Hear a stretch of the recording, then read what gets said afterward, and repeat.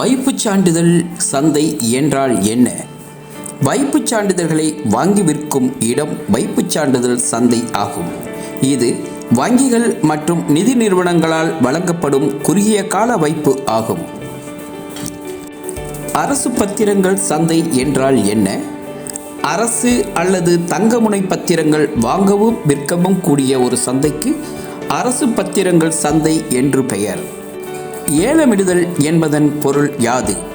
வர்த்தகர்கள் ஒருவரோடு ஒருவர் போட்டியிடும் முறையில் பத்திரங்களை அதிகபட்ச விலைக்கு விற்க மேற்கொள்ளப்படும் ஒரு வர்த்தக முறையே ஏலமிடுதல் என அழைக்கப்படுகிறது.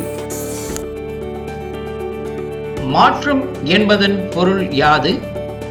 ஒரு பத்திரத்தை வாங்குவதற்காக மற்றொரு பத்திரத்தை விற்பனை செய்ய கொண்டு செல்லும் RBI நடவடிக்கையின் ஒரு பகுதியே மாற்றம் எனப்படும்.